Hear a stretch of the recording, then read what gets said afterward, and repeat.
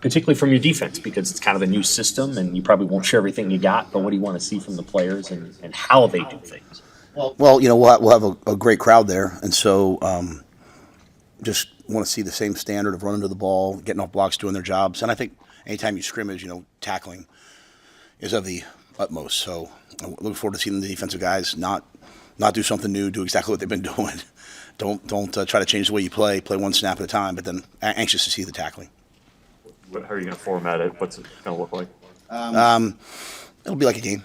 Yeah, it'll be like a game. I mean, we might have.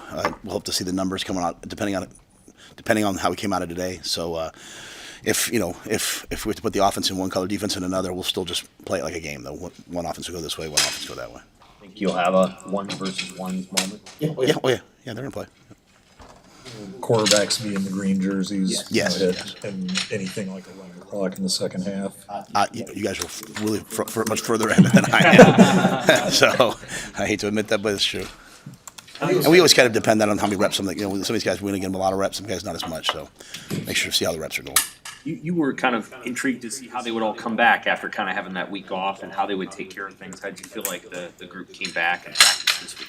That was excellent. Yeah, I thought they came back in. I mean, we went full pads Monday, full pads Tuesday off a week off, and they weren't just out there. They were wanting to do more. So been pleased with the attention to detail and the effort all week long. We'll see how things come out from today, but anything else significant for players not to be available on Saturday? No. I mean, we had a pretty healthy spring, so I'm assuming, other than the surgical guys from the fall or from before the fall, we should have pretty much everyone available. What do you hope recruits see? That's embarrassing. Where's Amy? What do you hope recruits see at the spring game? And what kind of message do you give those guys, or have you been giving them all spring? The recruits? Well, yeah, I think the biggest thing is when you come to Lincoln, when you come to UNL, you fall in love with the place. And so I want players who've never seen it before to come here and see it. I want people who've been here before to come back and just continue to check boxes in terms of the facilities, the people that they're around, and then a chance to see see a game in Memorial Stadium, see the crowd, see the fan support, and also just see the way that the team looks. What can you say about the basketball program and just the good buzz that it's creating just for the entire university right now? Yeah, I've been fortunate that I was able to go down last Thursday. I was able to go down last Saturday. I'm going to go down tonight, and I'll go down again on Saturday, and then next week if I can do it too, just depending on my schedule. But I think when you look at all of our winter sports, wrestling comes in third. I think first time ever, back-to-back, top 3 finishes. Coach Manning does a great job. Women's basketball, I mean, I as a father of 2 daughters who love to play basketball, watching Britt Prince play, watching the way that they play together. I think 4 out of the last 5 years, Amy's been to the tournament, so proud to be associated with them. And then the men, I mean, I just think they play with, it's not even just the fact that they're winning, it's the way that they play. They play with great grit and passion. They play together. Even last game, that they were up for most of the game, and then when Vanderbilt came back, they didn't panic, went all the way down to the very end. So, I hold a special place in my heart. I went to senior day, certainly for Rink and Jamarcus and everybody else, but I hold a special place in my heart for Sam Hoiberg. I remember the first week that I was here, there was an article written saying why didn't Trev let Fred go?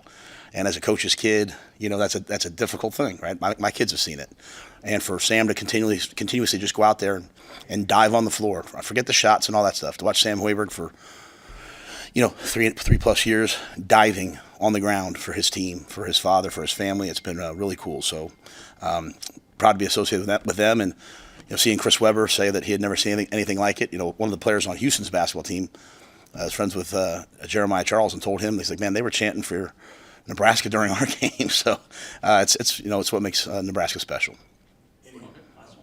Any advantage to kind of having all the attention on the basketball team during this time of year, so you guys can just kind of pin your ears back and get to work? Yeah, I mean, I think the most important thing, is just the work, right? So I think I said a week ago or so ago, it's just it's been a quiet spring for us, and I think that's good. I think anytime as a football player, you're focused inward and just kind of on the guy next to you lined up as opposed to everything else.